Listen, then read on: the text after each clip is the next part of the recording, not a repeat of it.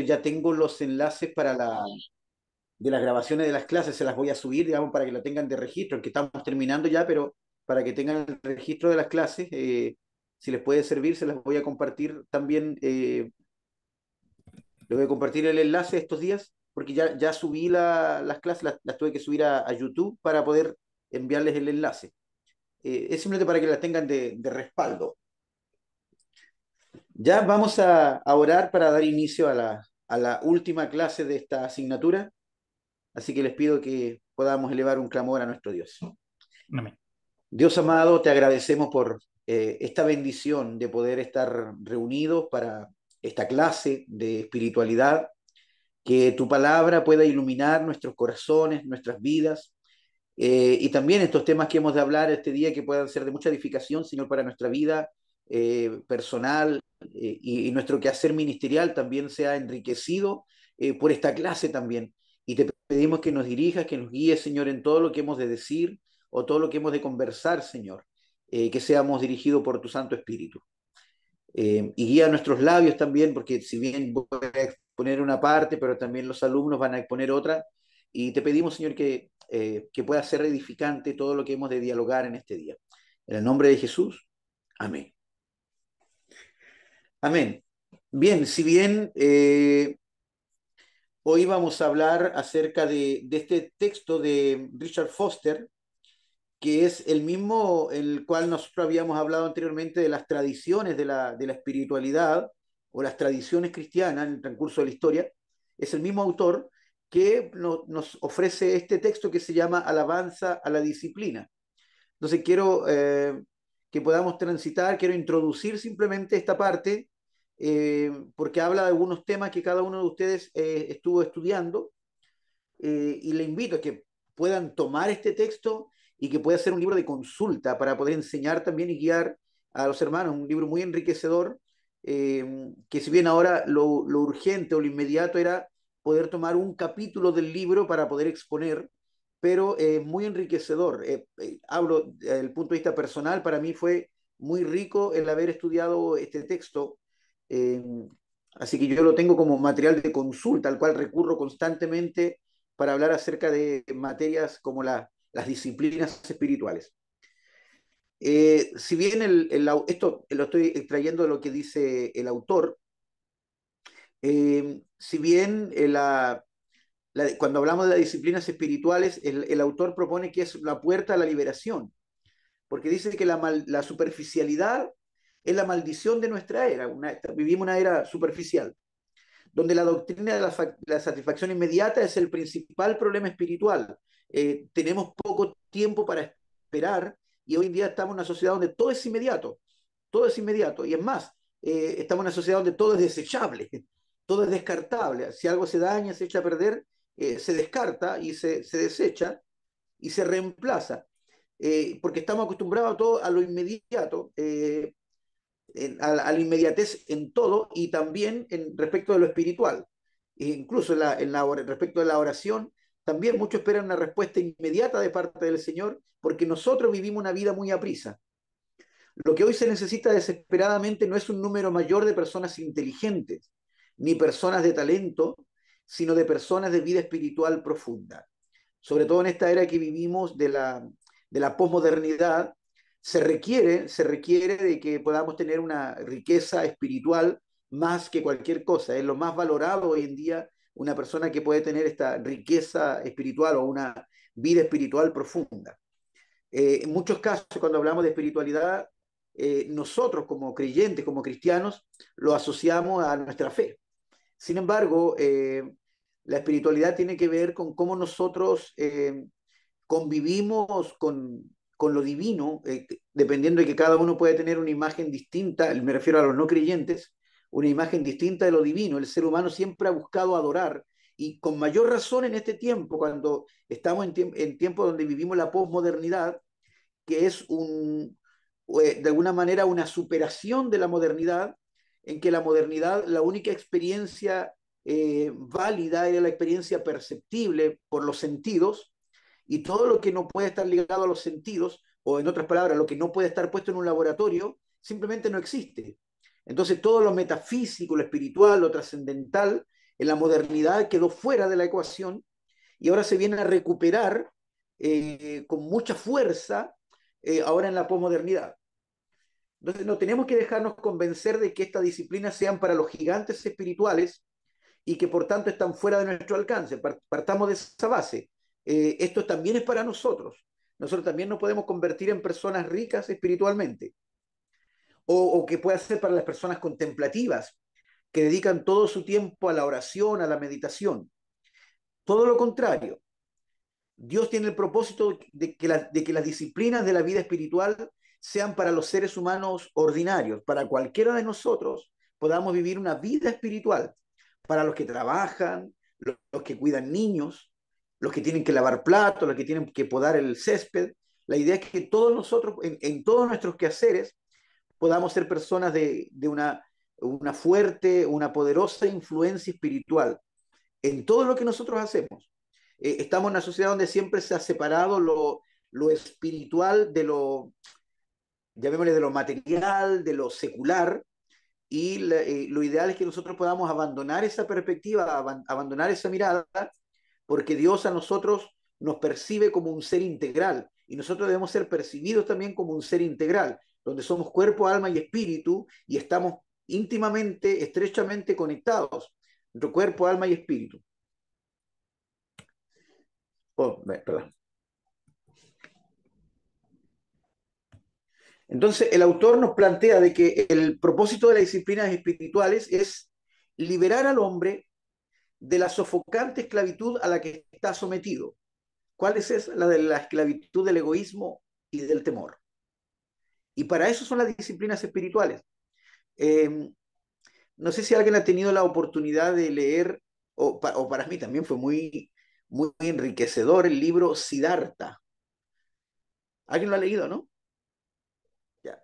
Para mí fue un acercamiento, es el único conocimiento que yo tengo del mundo o la cosmovisión de los orientales. Siddhartha básicamente es aunque es ficción, pero tiene mucha asociación con Siddhartha Gautama, que es el Buda propiamente tal. Entonces un hombre que se llama Siddhartha conoce al Buda o a Gautama, eh, y básicamente él aprende ciertas disciplinas que en el Oriente están muy valoradas, como la meditación, el ayuno. Entonces este es un hombre que viene de esta vida, en una vida de contemplación, donde ha vivido una vida de oración, de ayuno, de meditación, y resulta que por esos afanes de la vida encuentra un trabajo normal, común y corriente, y cuando postula el trabajo le dicen, ¿qué sabe hacer en un trabajo? Pongamos cualquier trabajo, de ejecutivo, de jornal, de lo que sea, cualquier trabajo. Y le preguntan, ¿qué sabe hacer usted? Dijo, yo sé ayunar, sé meditar. Entonces, ¿y eso qué tiene que ver con el negocio, con el trabajo en sí? ¿De qué puede servir en el trabajo? Y decía que él, cuando alguien aprende a ayunar, a meditar, a esperar, eh, no está esperando lo inmediato. Entonces, para él es tremendo aprendizaje, por ejemplo, el poder hacer esto, el ayunar, el meditar. Entonces, nosotros estamos en una sociedad donde muy poco le dedicamos tiempo a estas disciplinas. En Oriente se utiliza mucho. Los musulmanes también son personas que ayunan mucho. Eh, incluso cuentan una historia que no sé si es espuria o no, de que un hombre, un predicador iba viajando en avión y le invita al que está sentado a su lado, le dice, ¿quieres servirte algo? Una galleta o algo, una cosa que andaba trayendo. Y le dice, no, yo no puedo porque estoy ayunando. Y este predicador le dice, ah, ¿usted también es cristiano? Y le dice, no, yo soy satanista. Y estamos ayunando, ¿para qué? Para que los cristianos caigan, para que las iglesias caigan. No sé, esa era la razón de su ayuno. No sé si es una historia real o es un poco espuria, pero no es extraño de que haya personas de otras fe, de otras religiones, incluso gente sin religión, que ayuna, que medita, que ora, no de la misma manera que nosotros. No sé cómo, por ejemplo, si han tenido la oportunidad de compartir con un musulmán y ellos también oran y oran 3 veces al día, pero para ellos es sagrada la hora de la oración y donde estén, haciendo lo que sea que estén haciendo, ellos apartan tiempo para la oración, donde sea que estén. Y nosotros estamos tan acostumbrados, por eso una cultura occidental, una cultura de lo inmediato, que tendemos a estar esclavos de este egoísmo y del temor. Por eso es que la idea de las disciplinas espirituales es que nosotros podamos liberarnos de nosotros mismos, liberarnos de nuestra carnalidad, aprender a sujetar nuestra carne. Esa es la idea de las disciplinas espirituales. Eh, Creo que les conté que había un indio cherokee que discutía o que conversaba con su nieto y le decía, tenemos dos lobos en nuestro interior, y el niño le pregunta, ¿cuál de los dos lobos va a ganar? Uno es malo y el otro es bueno. ¿Cuál de los dos va a ganar? Dice, bueno, aquel que tú alimentes. Entonces, en otras palabras, nosotros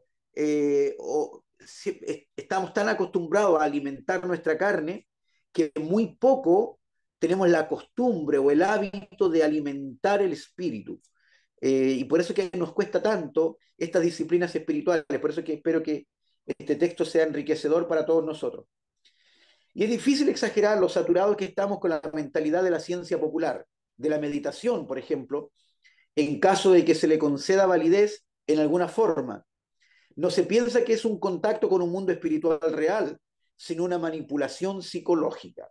Entonces, cualquier persona que quiera meditar, ponerse a meditar, uno dice, no, te están manipulando. En este mismo libro que les mencionaban, Siddhartha, el protagonista de la historia, está muy afligido porque está envuelto en el mundo y con todos los avatares del mundo, y está muy afligido, y se encuentra con un tipo que anda en un bote, que traslada a las personas en un bote para poder cruzar un río, los traslada en el bote, y él le hace preguntas y le hace preguntas existenciales, preguntas sobre la vida, y el botero lo único que le dice, mira, escucha el río, el río tiene la respuesta.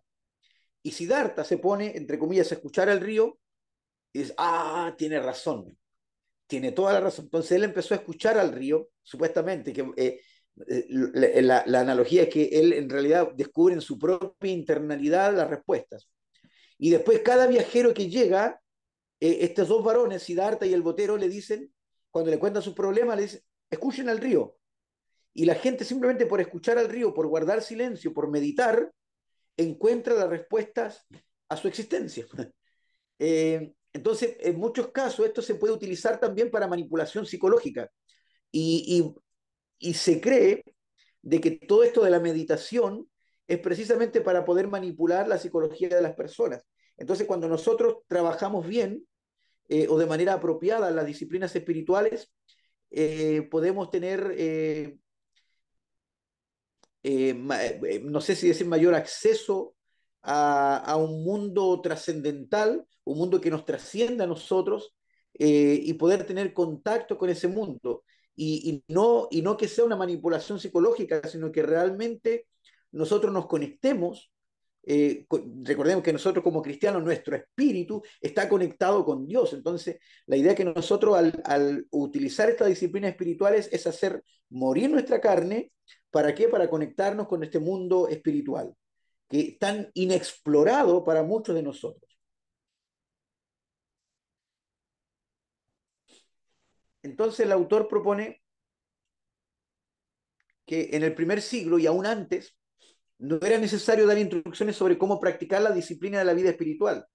Anoche también un cuñado mío me preguntaba respecto del diezmo, si es bíblico o no es bíblico, y me preguntaba también sobre algunas cosas que ocurren en la iglesia. Él es de una iglesia pentecostal, y yo le explicaba esto de que Jesucristo nunca les enseñó, por ejemplo, a sus discípulos cómo ayunar.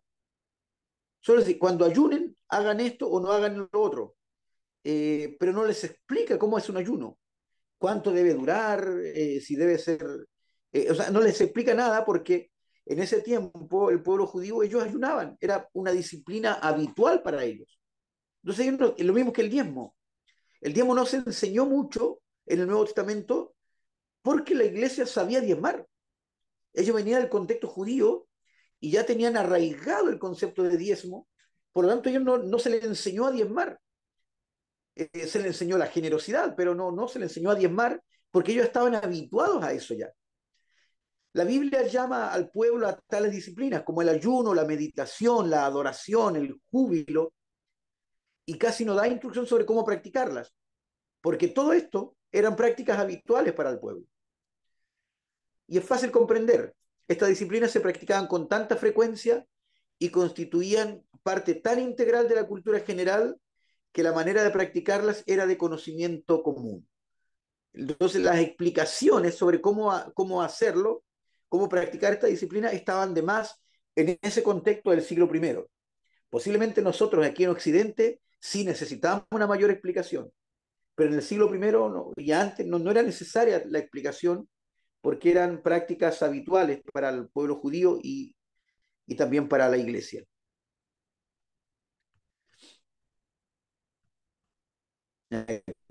Una advertencia, dice el autor, no lo digo yo, este lo dice el autor. Una advertencia. Cualquier libro que se escriba sobre este tema debe tener en cuenta esta necesidad y ofrecer instrucciones prácticas sobre la técnica de las disciplinas.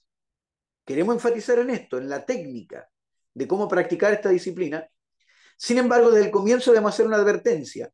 El hecho de conocer la técnica no significa que estemos practicando la disciplina. Supongamos el hecho de que nosotros utilicemos ciertas técnicas para orar, no significa que estamos orando bien. El conocer la técnica.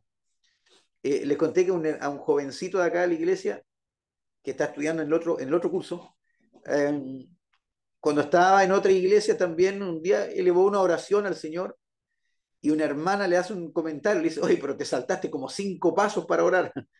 Entonces, a veces estructuramos tanto la oración que el conocer la estructura no significa que estemos orando bien o que estemos practicando la oración, porque conozcamos la estructura. Lo mismo, esta disciplina espiritual, el conocer la técnica es muy bueno y es lo que queremos ver y enseñar o guiar a través de este texto.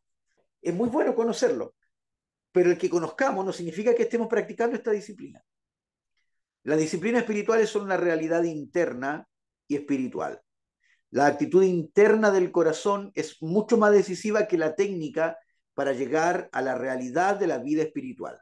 Es muy clave, es muy importante con qué actitud nosotros nos acercamos a esta disciplina. Eh, y lo ideal de la práctica de esta disciplina es desarraigarnos de esta esclavitud de los hábitos que están profundamente arraigados. En Romanos el apóstol Pablo se refiere con frecuencia al pecado como una condición que infecta a la raza humana. Y ahí está el versículo bíblico por si alguien después lo quiere buscar. El pecado como una condición se abre camino por medio de los miembros del cuerpo, es decir, por medio de los hábitos que están profundamente arraigados en el cuerpo. Y no hay ningún esclavo que se pueda comparar con el esclavo de los hábitos arraigados de pecado. Donde el pecado es parte de la estructura interna de nuestra vida, no se necesita ningún esfuerzo especial para pecar, y no es extraño que nos sintamos atrapados. Para pecar no tenemos que hacer ningún esfuerzo. Para no pecar, sí. Para guardarnos del pecado, sí. Tenemos mucho que hacer, pero para pecar no tenemos que hacer ningún esfuerzo. Y por eso es que para nosotros es tan fácil esclavizarnos de ciertos hábitos. Eh, a mí particularmente, cuando me doy cuenta que soy muy pecador, es cuando ando conduciendo. Eh, Siempre ando apurado y siempre estoy como al límite o incluso a veces hasta excediendo la velocidad. Y cuando me doy cuenta, me acuerdo de que mi papá, cuando me enseñó a conducir, eh, me dijo que en ese tiempo la velocidad máxima eran 100 kilómetros por hora. Y yo le pregunto, hasta qué velocidad puedo correr? Y él me dijo, mira, tú puedes correr todo lo que quieras, pero ya cuando va a 101 kilómetros por hora, Dios se baja del auto. Entonces me quedó tan arraigado eso que cada vez que excedo la velocidad, me acuerdo de mi papá. de lo que me enseñó mi papá. Y son hábitos que están arraigados en nosotros. Eh, Muchas cosas como esas. Por lo tanto, es difícil desarraigarse de estos hábitos. Ay, siempre me salta la página.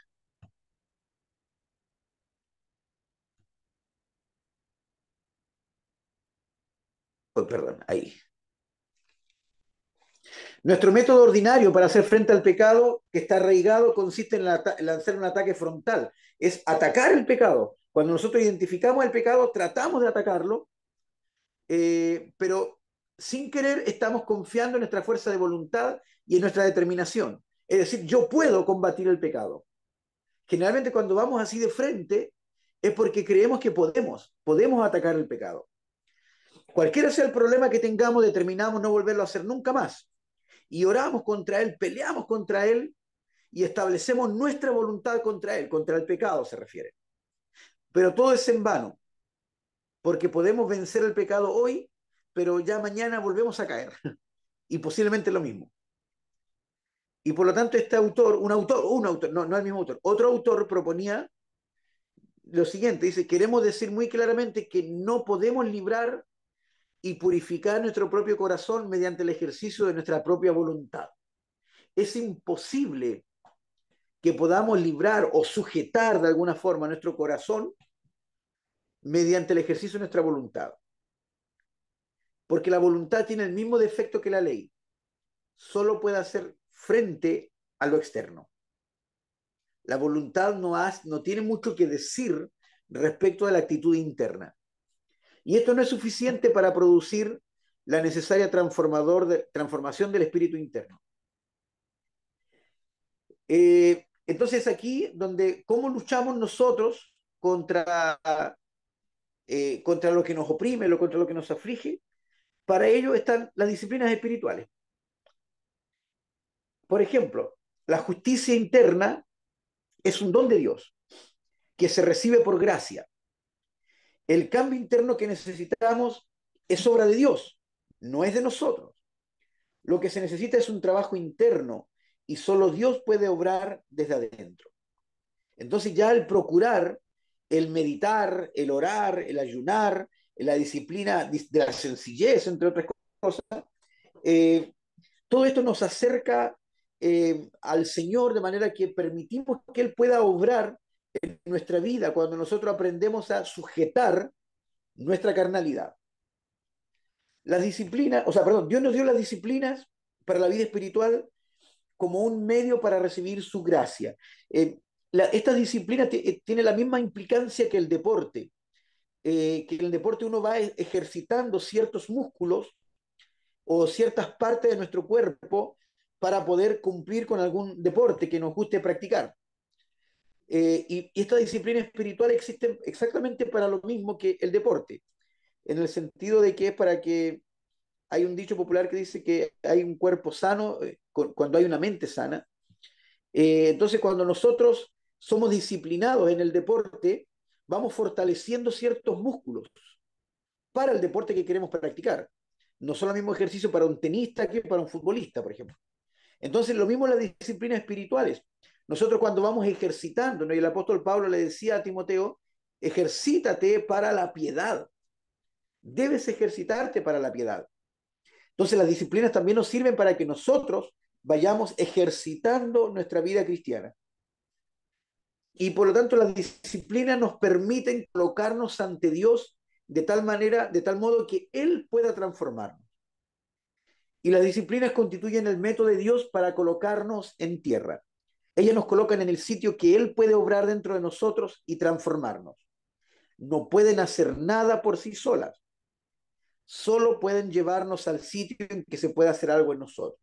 Es decir, nosotros confiamos profundamente en lo que el Señor puede hacer en nuestra vida y sobre todo en nuestra vida espiritual. Eh, esto es parte de la introducción del libro Alabanza a la Disciplina. No sé si alguien tiene alguna pregunta, algún comentario antes de pasar a las exposiciones individuales. ¿Algún comentario, alguna pregunta? Porque si Que bien, yo como como, decía, ¿sí, hermano Marcelo? sí, no, es que como que me he dado cuenta que el autor hace hincapié en el propósito de la disciplina espiritual. De hecho, lo que me tocó, la parte que me tocó a mí, que es la disciplina de estudio, el autor hace hincapié al principio como introducción. ¿Cuál es el propósito de la disciplina espiritual? Transformar a la Mm, persona. Lo mismo que estaba amén. mencionando como al principio del libro, no sé si en los demás tipos de disciplinas el autor lo va recalcando, pero yo creo que va todo llegando, va todo al mismo sentido, o sea, que es transformar a la persona. Si pensaba de una manera o tenía algún hábito, principio, primigenio, se puede decir, o algo al inicio, lo cambie por otra cosa mejor. Ujú. Claro, así es, en el sentido de que, por eso es que cada capítulo, por eso le pedí que puedan exponer sobre un capítulo, porque cada capítulo se puede trabajar por separado. Por eso es que cada capítulo también tiene su introducción, cada sección del capítulo del libro tiene su propia introducción, porque por eso es que le recomiendo este libro que para que pueda ser un material de consulta, porque cada disciplina puede ser enseñada en la iglesia. Y les recomiendo porque este texto particularmente, no sé si hay otro mejor. Yo dentro de lo que yo conozco o de lo que yo he leído, para mí ha sido el que más me ha enriquecido respecto de las disciplinas espirituales. Así que le invito a que puedan eh, seguir hojeando y usando este texto como material de consulta. Amén. Si no hay entonces más comentarios al respecto, quiero ofrecer la palabra a los que no vamos a ir no vamos a seguir ningún orden. Como les decía, cada uno de estos temas se puede trabajar por separado. eh, por lo tanto, no hay un orden establecido a la hora de exponer. Y solo quiero ofrecer, digamos, quién quiere partir con las exposiciones. Yo, Hermano Marcelo. sí, yo voy a hacer primero, primero para, así que voy Espera, a, un segundo. Es que el sí, no, hermano Sergio Igor entró a sí se la está clase, conectando. que él va a ser el profesor de la siguiente asignatura, pero dice que no se puede conectar. ¿Alguien sabe cómo se puede corregir eso? Dice que está bloqueado. Dice que puede que esté bloqueado, No, pero si pero él debería conectarse y el anfitrión, en este caso por- usted, pastor, le da el acceso, no debería tener problema porque yo para... no he bloqueado a nadie. No, se desconectó Sergio. Ya, bueno, ahí se conectará. Ahí está conectando. Deme un segundito antes de que parte Sí, no, hermano tranquilo, pastor, Marcelo. no hay problema.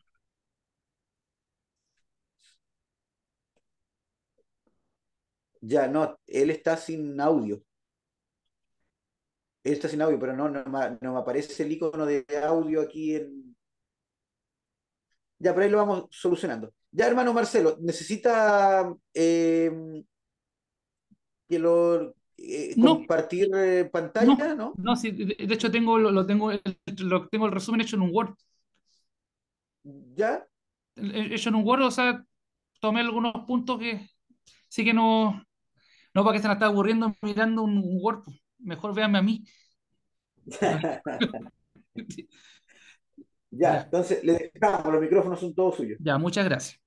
Bueno, la parte del capítulo que me tocó a mí trata sobre la disciplina del estudio, que es una, según el autor, es una disciplina de tipo interna que tenemos cada uno y cuyo propósito principal, en este caso la disciplina espiritual, como mencionaba en un principio, es la transformación total de la persona. ¿Ya? Como meta es de reemplazar los antiguos hábitos por unos nuevos, ya que sean edificantes para la vida, en este caso cristiana. Ya que esta disciplina de estudio está principalmente enfocada a la literatura cristiana. También puede ser aplicable a otro tipo de libros, pero nos vamos a centrar en la literatura cristiana. Por ejemplo, la Biblia nos muestra un ejemplo en Romanos 12:2, donde el apóstol Pablo nos menciona, nos dice, que la manera de ser transformado es por medio de la renovación de nuestra mente. ¿Cómo podemos renovar nuestra mente? Es por medio de la aplicación de aquellas cosas, ¿cierto?, que permiten esta transformación. En este caso, el estudio, por ejemplo. Es un ejemplo. Gracias. La razón, ya que muchos cristianos, según el autor, permanecen como esclavos de los temores y de los afanes. ¿Por qué? Porque no aprovechan esta disciplina del estudio. Pueden ser buenos cristianos, fieles, van a la iglesia, ¿cierto?, los domingos, los miércoles, los días que haya reunión, oran, adoran de manera genuina al Señor Jesús. Pero aún así, dice que el tenor de sus vidas permanece sin cambio. ¿Y por qué razón? Bueno, el autor menciona que una de las razones es que ellos no han tomado uno de los métodos fundamentales que Dios usa para cambiar, que en este caso el estudio de su palabra, ya de poder conocer. Jesús lo dijo en Juan 8:32, y conoceréis la verdad, dice, y la verdad os hará libres. Los buenos sentimientos no nos van a hacer libres, ya necesitamos estudiar, escudriñar su palabra. Es una de las formas en las cuales vamos a adquirir conocimiento, y por lo tanto vamos a poder llegar a la verdad. Entonces, eso es algo importante que trata el autor. Entonces, esta fue la parte de la introducción. Ahora vamos a ver por qué es importante practicar esta disciplina espiritual. Entonces, el autor nos menciona, ¿qué es el estudio? El estudio se puede definir como una clase específica de experiencia, en la cual, a través de una cuidadosa observación de estructuras objetivas, hacemos que nuestro proceso de pensamiento se mueva de una determinada manera. Por ejemplo, el estudiar un libro, ¿cierto? Vemos el libro, lo sentimos, y al hacerlo, nuestro pensamiento adopta un orden, ¿ya? El orden que hay en el libro. Cuando esto lo hacemos de manera concentrada, con nuestros sentidos, nuestros cinco sentidos, nuestra percepción y de repetición, se van a formar en nosotros hábitos arraigados de pensamiento. Ya en el Antiguo Testamento vemos también un ejemplo, ya en Deuteronomio 11:18, donde se dieron instrucciones para que las leyes mosaicas fueran escritas en las puertas y en los postes de las casas, de tal modo que fueran por frontales entre vuestros ojos, o sea, estuvieran la palabra siempre presente en la vida cotidiana de cada judío. ¿Ya? Entonces, el propósito de esta instrucción era dirigir la mente repetida y regularmente hasta cierto modo de pensamiento con respecto a Dios y a las relaciones humanas. Es cierto que el Nuevo Testamento reemplaza estos postes, ¿cierto?, con la palabra, con la ley, pero tenemos leyes escritas en nuestro corazón, la cual nos va a conducir, ¿cierto?, hacia nuestro Señor Jesucristo, siempre de forma presente. Entonces tenemos que tener, el autor, ¿cierto?, nos invita a tener claro y hacer hincapié en estos hábitos arraigados de pensamiento, ya que estén formados y que se conformen al orden de aquello que se está estudiando. Lo que estudiamos principalmente determina la clase de hábito que vamos a tomar. Esta es la razón por la cual el apóstol Pablo nos invita a concentrar nuestros pensamientos en todo lo que es verdadero, lo que es justo, puro, amable y de buen nombre. ¿Ya? Pasos del estudio. El autor considera 4 pasos. ¿Ya? El primero es la repetición, la cual él considera o define como una manera de concentrar regularmente la mente en una dirección específica, para así arraigar hábitos de pensamiento. El segundo paso es la concentración. Si además de dedicar nuestra mente repetidamente a un tema, la persona se concentra en lo que estudia, el aprendizaje va increciendo, ¿ya? Va aumentando. La concentración enfoca nuestra mente y la atención se enfoca en lo que estamos estudiando. Sabemos, ¿cierto?, que la mente humana tiene una capacidad increíble para concentrarse. ¿Ya? Entonces, cuando ya tenemos la repetición y la concentración, si estas dos cosas ya las aunamos, aquí dice, cuando no solo canalizamos de manera repetida la mente hacia una dirección en particular y a su vez concentramos la atención en un tema, sino que también entendemos lo que estamos estudiando, llegamos a un tercer nivel, ya el tercer paso, que es la comprensión, que es el tercer paso de la disciplina del estudio. La comprensión nos va a ayudar a penetrar en la palabra o lo que estamos leyendo y a discernir. Entonces nos ofrece una base para poder percibir la realidad. Pero nos falta un paso más, el cual es la reflexión. No basta con que hayamos repetido la lectura, que nos hayamos concentrado en leer y que hayamos comprendido, sino que tenemos que, el cuarto paso, que es la reflexión, ¿ya? Dice el autor, aunque la comprensión define lo que estamos estudiando, la reflexión define el significado de lo que estamos leyendo. Entonces, el hecho de reflexionar, dice, de rumiar los eventos de nuestro tiempo nos conducirá a la realidad interna de ellos. La reflexión nos va a ayudar a ver las cosas desde el punto de vista de Dios. En la reflexión no solamente vamos a comprender lo que estamos estudiando, sino también nos vamos a poder entender a nosotros mismos. Ahí estamos claros con los cuatro pasos.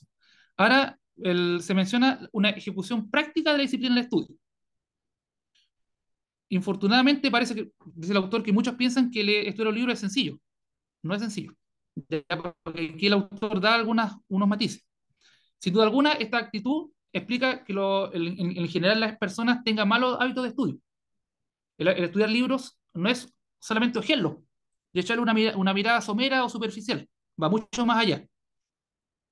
Especialmente este asunto de estudio de los libros es muy complejo, principalmente para la gente que es novata o que no está acostumbrada a leer. El primer obstáculo es el de convencer a las personas que tienen que aprender a estudiar, ya que la mayoría de las personas suponen que por cuanto ellas saben leer palabras, saben estudiar. Y no es así.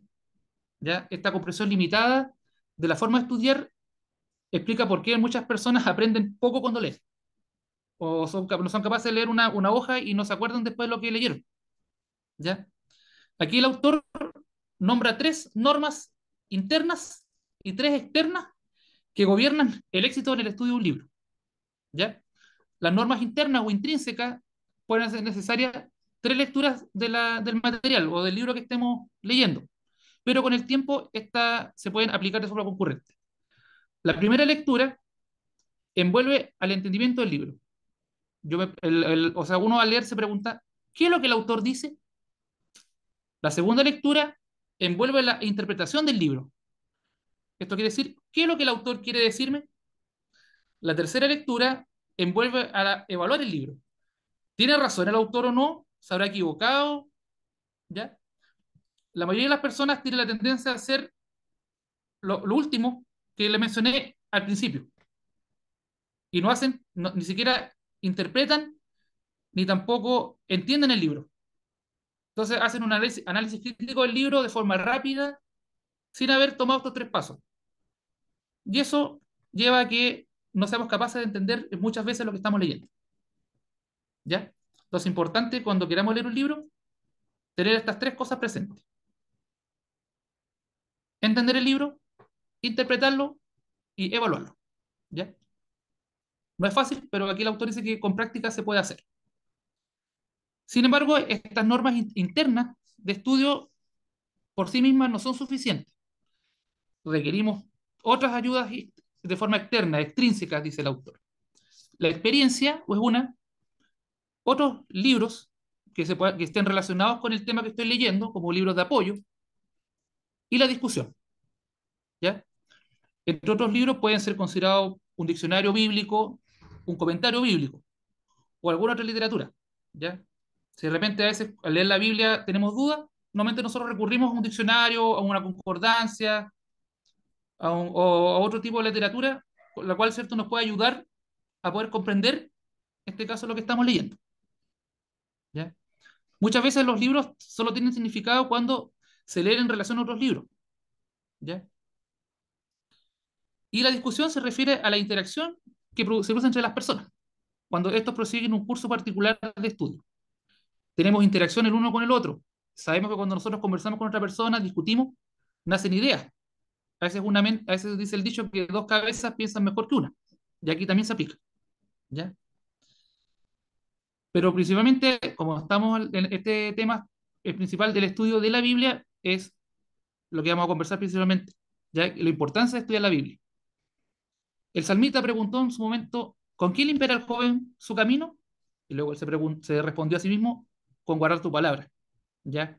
Y agregó, en mi corazón he guardado tus dichos, para no pecar contra ti.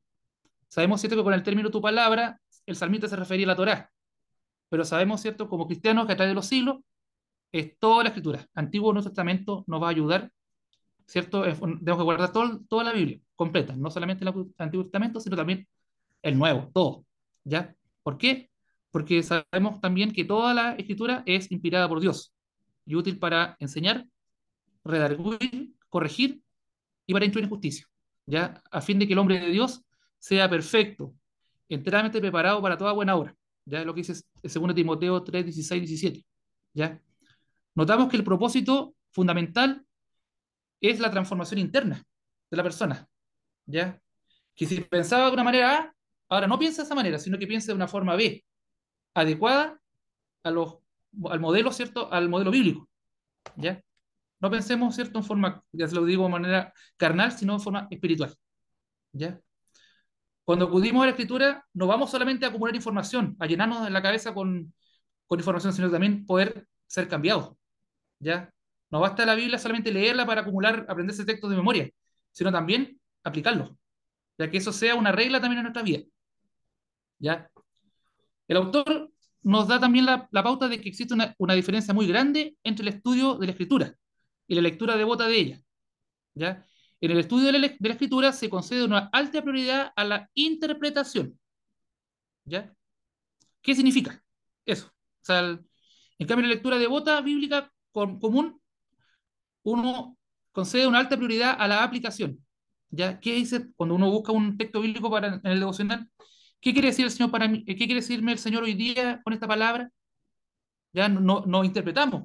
Quizás podemos hacerlo, pero no es lo principal, sino que buscamos cómo esta palabra que Dios nos muestra, cómo la aplicamos en nuestra vida, de qué me va a servir, cuál es la utilidad, ¿ya?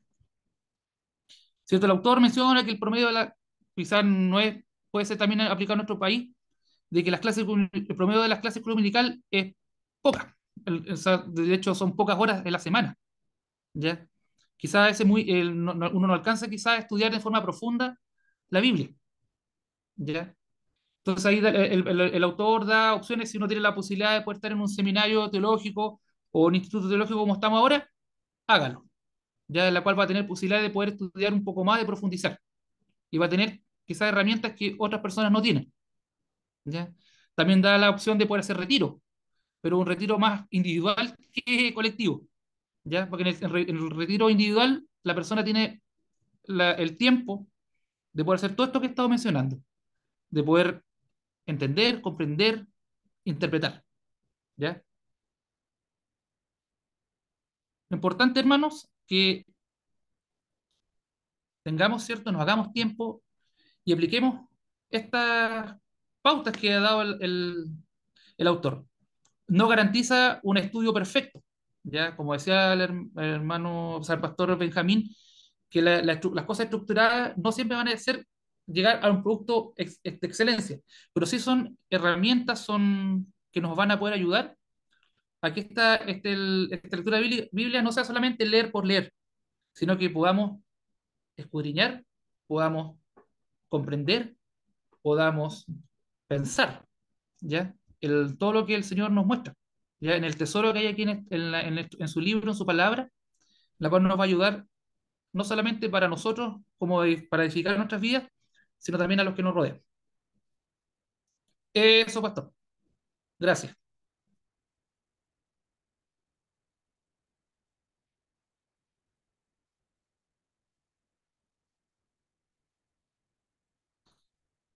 Pastor, ahí está.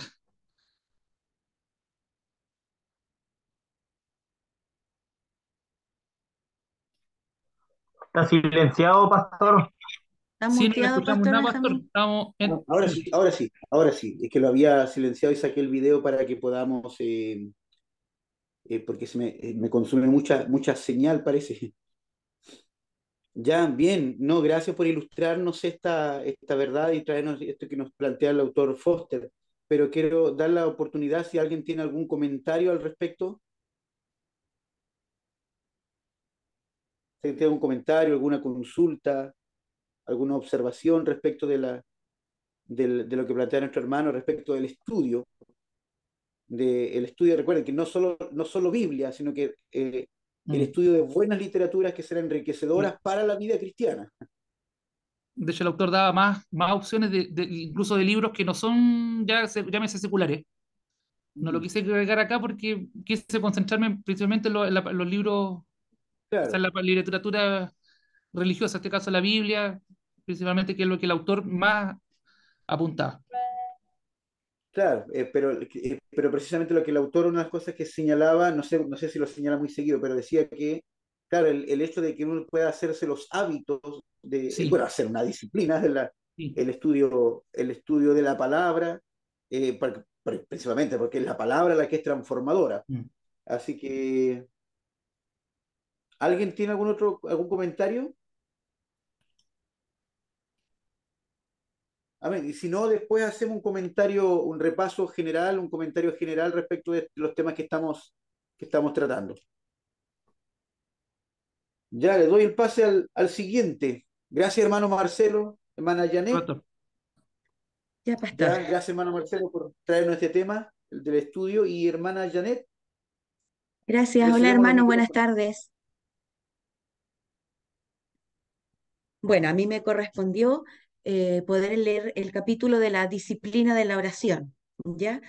Y la verdad es que en un inicio el autor lo que quiere hacernos reflexionar es en cómo la oración nos lanza a la frontera de la vida espiritual, ¿ya?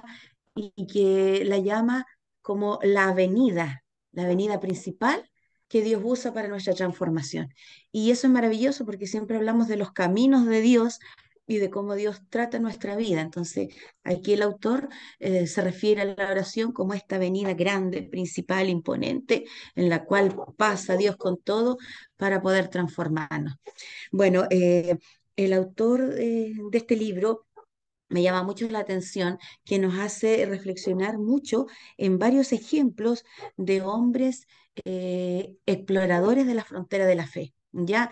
Y nos dice lo maravilloso que fueron esas experiencias para ellos en particular y cómo esas experiencias marcaron vidas y se pueden hacer también en la nuestra. Ya la oración para ellos no fue un pequeño hábito que estaba prendido de una parte nomás de su vida, sino que la oración para ellos fue su vida misma, fue el trabajo más serio que ellos pudieron haber tomado en sus años más productivos.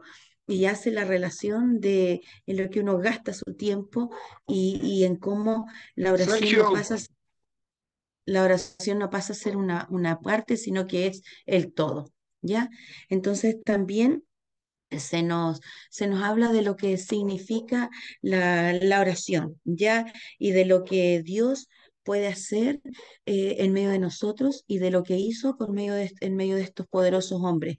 En muchas ocasiones nosotros cuando vamos a la escritura y cuando vemos muchos hombres de fe, los vemos como gigantes. Los vemos como grandes y a veces para nosotros eso nos hace pensar en que nosotros podremos salir fácilmente derrotados al inicio porque creemos que nosotros no somos capaces de hacer eso, ya sea porque todo cuanto está en el universo ya está establecido, de modo que las cosas no se pueden cambiar en torno a lo que la Biblia dice, pero sin embargo la Biblia no dice eso.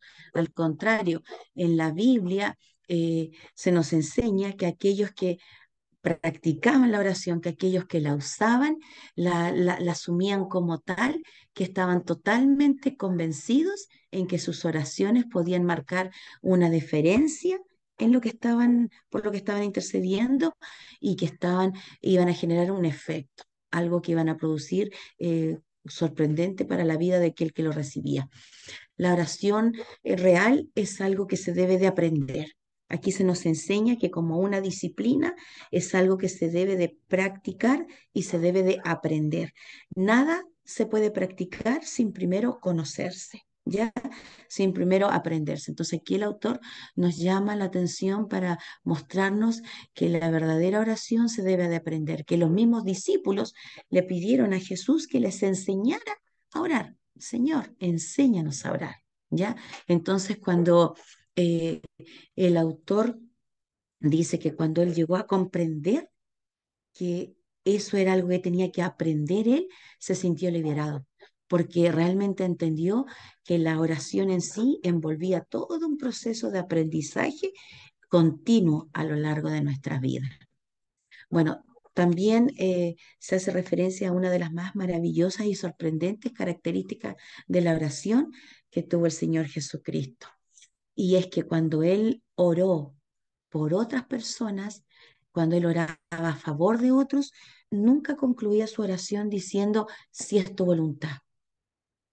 Tampoco esa frase la dijeron los apóstoles o los profetas, porque obviamente antes ellos de hacer una oración de fe, ellos creían y ellos ya conocían cuál era la voluntad de Dios, porque ellos ya habían procurado tener esta relación con Dios. Entonces, para ellos eso era algo conocido. El autor entonces comprendió y nos enseña que cuando se está orando por otros, no hay que llegar con oraciones indecisas, al contrario, hay que llegar con oraciones seguras, porque sabemos de que Dios está obrando y que Dios conoce lo que quiere hacer. ¿Ya? El autor nos dice que él comprendió que cuando estaba orando por otros, no podía darse el lujo de tener una oración indecisa, tentativa, de pensar que hiciera la voluntad, porque para eso él comenzó a investigar, empezó a investigar de los hombres llenos de fe en la Biblia, de personas de su tiempo y de tiempos anteriores, de cómo habían vivido y experimentado su fe para poder aprender de ellos. Y comprendió que de la profunda relación con el Padre, ellos podían tener esta seguridad y que era algo que habían ido aprendiendo. ¿Ya? También el autor nos hace reflexionar en que nosotros tenemos que aprender a determinar si estamos orando bien o estamos orando mal, porque a veces ocurre que nosotros estamos orando y por lo que estamos orando, eso finalmente no ocurre. Entonces, cuando eso pasa, no tenemos que desanimarnos, sino que al contrario, tenemos que buscar el daño. Él nos hablaba y nos daba un ejemplo que a mí me sorprendió mucho, que es como estas señales.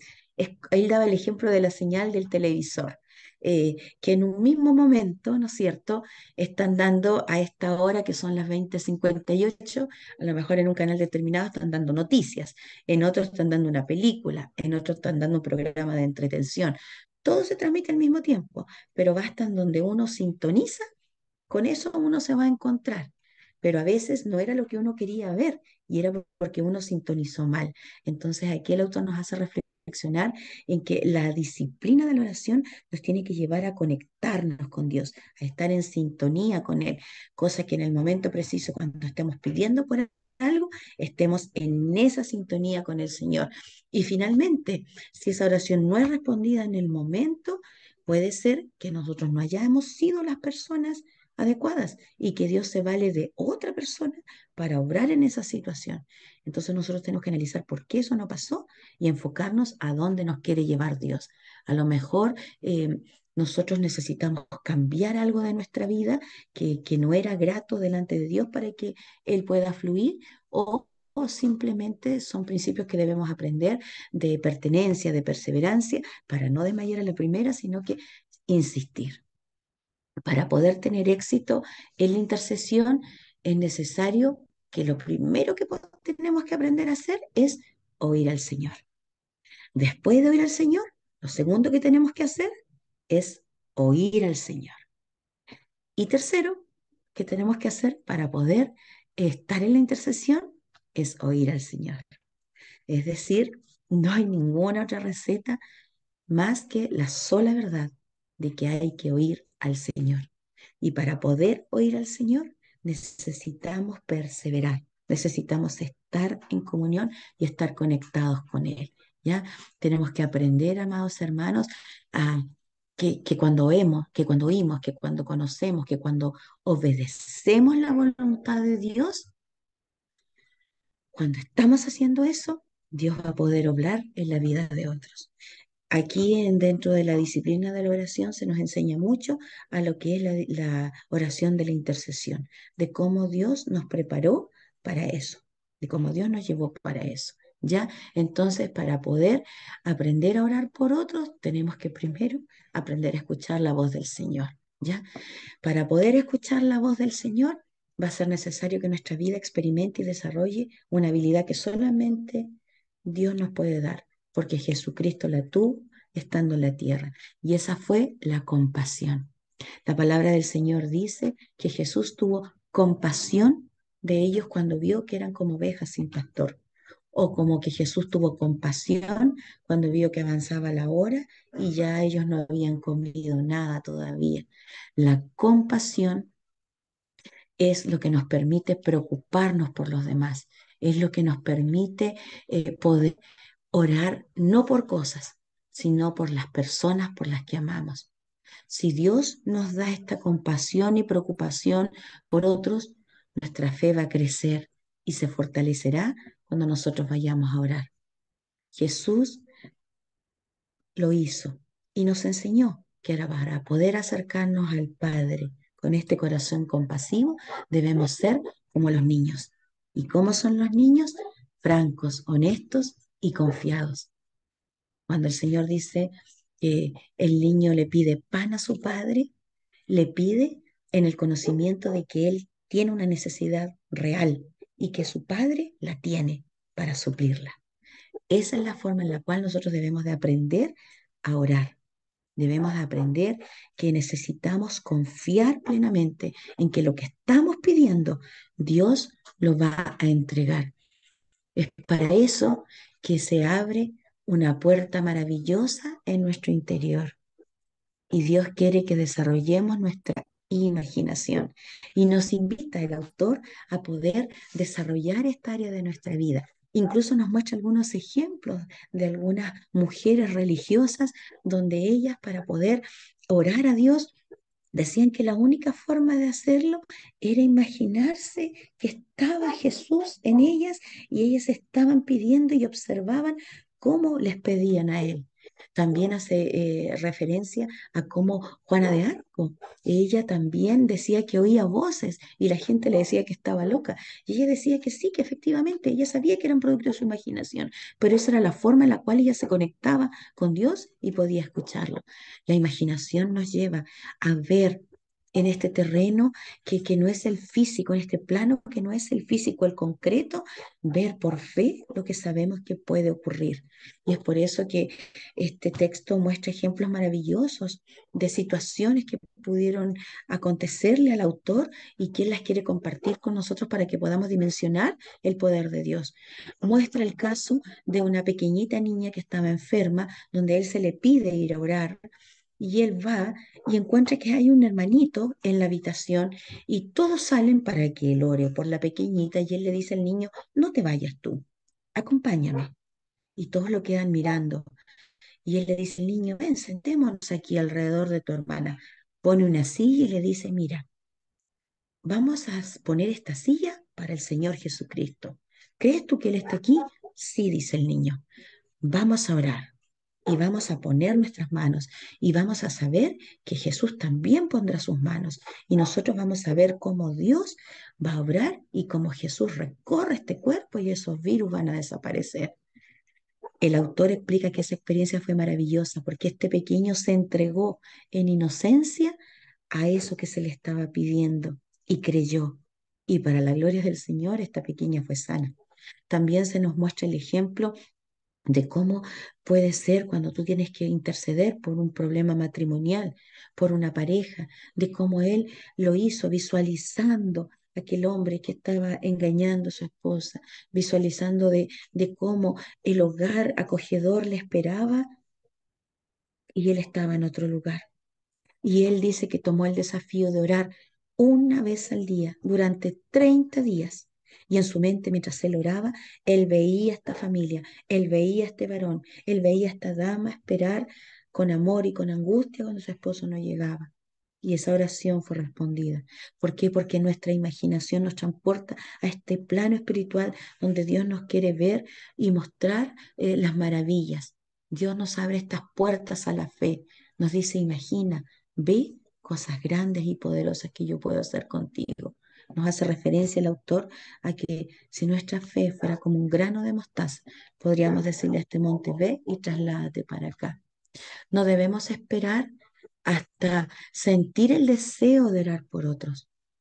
Se nos invita a que nuestra oración debe ser como cualquier trabajo, disciplinado, donde al principio a lo mejor vamos por obligación, donde al principio a lo mejor cumplimos, pero que poco a poco nos vamos dando cuenta que es donde nos sentimos plenos, que es donde podemos desarrollarnos, donde Dios puede obrar. Es por eso que vuelvo al inicio, a la introducción de este capítulo de la disciplina de la oración, donde se nos dice que la oración es cambiar y que la oración es la venida principal que Dios usa para transformarnos. Sin la oración, Dios no podría obrar en nuestra vida. Y es por eso que requiere que seamos constantes, disciplinados para poder practicarla e ir en beneficio de otros como Él nos enseñó y como Jesús lo hizo. No orando por Él, sino que siempre por el bien de los que estaban a su alrededor y lo necesitaban. Gracias, pastor.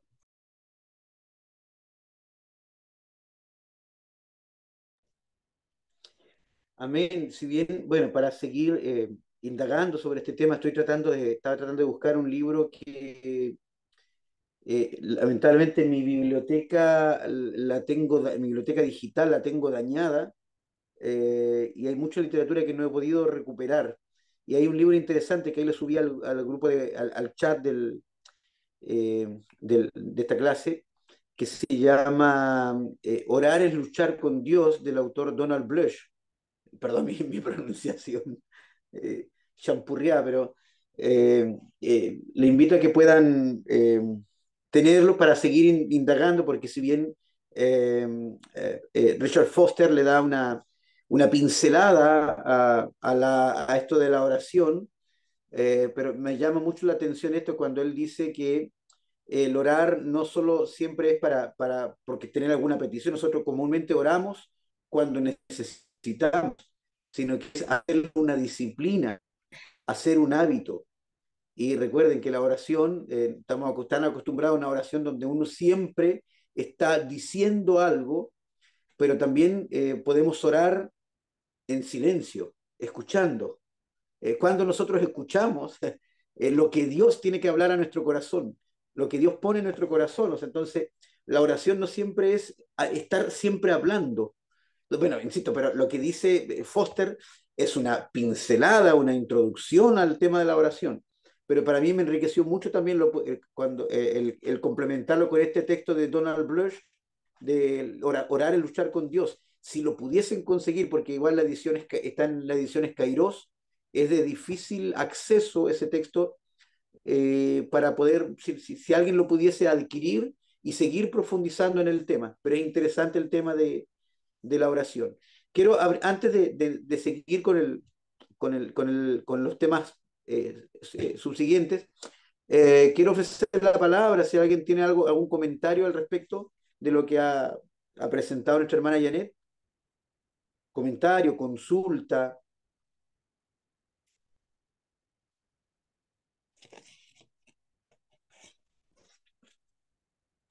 Si no hay ninguno. Sí. Sí, hay una. La Soledad, perdón. Sí, sí, no, a la Sí, hermana Janet, Marcela, por favor. preguntarle porque ella cuando comenta de que en el ejemplo, en el texto, se habla de que se visualizaba la situación por ejemplo, el tema de infidelidad, pero ¿en qué dirección oraba? ¿Oraba en la dirección de ver en fe ese hogar restaurado? ¿O era el dolor intercediendo por la situación que estaba ocurriendo? ¿Presente o por fe futura? No, el autor lo que quiere expresar es primero el cono- que con su situación concreta, ¿ya? Él sabe que el esposo está con otra mujer. Entonces lo que él comienza a hacer es a orar para visualizar que el hombre comience a tener desagrado cuando esté con esa otra mujer, porque por fe conoce y sabe que el otro hogar es el hogar que lo espera, el hogar que él ha construido y que lo va a recibir. Entonces, en esa dirección ora él para restauración, en la plena convicción que está en el plan de Dios el que este matrimonio siga. No da mayor hincapié en decir que hay otros problemas, otros factores que a lo mejor ahora nos podríamos poner a discutir, sino que concretamente solo habla de esta situación. Y ese ejemplo lo hace de esa manera, así como habla del ejemplo de la pequeñita enferma, donde se imponen las manos y donde el pequeñito también ora. E invitan a Jesucristo imaginando, sintiendo que Él está ahí recorriendo ese cuerpo y atacando esas cosas. También el autor ahí hacía referencia y decía que a veces somos muy dados a orar primero por lo más complejo. Oramos por la mejor del cáncer, oramos por las enfermedades terminales y dejamos de lado al final el resfrío común, el dolor de oídos. Y el autor decía que es donde más tenemos que hacer nuestra primera oración, donde tenemos que comenzar, porque en lo pequeño Dios se va a glorificar, más aún va a seguir haciéndolo en adelante. Por eso que nos invita a esto de mantener la disciplina y la constancia. Y en cuanto hablábamos ahí de la imaginación, era porque son estas áreas que se nos invita a explorar, que las consideramos como que a veces son de otro orden, como que no son de orden cristiano o religioso, y son herramientas que Dios nos entregó para poder acercarnos a Él y estar en la comunión estrechando este vínculo con Él. Eso fue lo que entendí yo. Sí, básicamente yo también, cuando tuve la oportunidad de leer el texto, también lo entendí de modo similar, y sobre todo es complejo para cuando uno tiene que ir a orar por un enfermo, como dice uno, ya se sujeta a la voluntad de Dios, pero cuando nosotros conocemos que la voluntad de Dios, o perdón, que la enfermedad en sí no es la voluntad de Dios, o el dolor, entendiendo de que la restauración del matrimonio es la voluntad de Dios. Entonces, cuando nosotros tenemos en cuenta esto de que no oramos para que el Señor muestre su voluntad, ya conocemos cuál es su voluntad. En el caso del matrimonio quebrado, por ejemplo, no, la voluntad de Dios es de la restauración del matrimonio, no hay nada que no se pueda perdonar, que no se pueda tratar, por lo tanto, cuando conocemos la soberana voluntad de Dios en estas situaciones particulares, no es que oramos, Señor, bueno, haz lo que puedas, o ir ahora por un enfermo, como, Señor, bueno, si quieres, si puedes sanarlo. Nosotros vamos con la convicción de que Dios tiene poder y autoridad sobre la enfermedad. Esto lo que sí, no garantiza de que todos los enfermos serán sanos, pero nosotros vamos con fe y con la convicción de que Dios puede hacer una obra allí, cuando conocemos la soberana voluntad de Dios. Bueno, por eso más o menos entendí algo similar, hermana Janet, cuando leí el texto. Ahora, insisto, yo tampoco soy experto en este texto particularmente, solo quería traer que nos pueda iluminar en algunos aspectos de nuestra vida, de nuestra espiritualidad cristiana. Amén. Quiero dejar al siguiente voluntario para que pueda, hermana Soledad. Ya, entonces le cedemos los micrófonos, hermana Soledad, para que ponga su tema. Gracias. Primero señalar que escuchando al hermano Marcelo, yo la verdad que yo empiezo a leer y como que hago los procesos al tiro de, de estar en desacuerdo o no estar muy de acuerdo con el autor. Y la verdad que yo vine a este tema así con alta expectativa y como que se me anduvo desinflando y al final como que lo amé. Así que pasé por varias cosas. Porque el tema que me tocó a mí es la sencillez, ¿ya?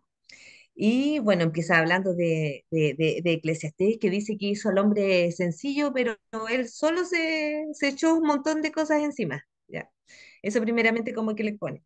Y después habla de que estamos en una sociedad donde, por ejemplo, el héroe es el jovencito que es pobre y logra ser rico, pero también habla mucho del tema económico, como que la sencillez está muy amarrada a lo económico. En el tema, dice que Jesús, uno de los temas que más tocó fue tema de este índole económico, en el sentido del despojo, de no tener posesiones, al joven rico cuando le habla, vende todo. Entonces va en esa línea y habla de que este tema de la sencillez genuina viene de adentro hacia afuera. O sea, tienes que primero tener un cambio de paradigma en lo que respecta a tu vida, ¿ya? Para poder eso expresarlo con tu forma de ser, de vestir, de adquirir y todo lo demás viene después de ese cambio interno. Entonces dice también que cuando es al revés y tienes un cambio interno de sencillez, pero va en contradicción con tu interno y se provoca como el legalismo.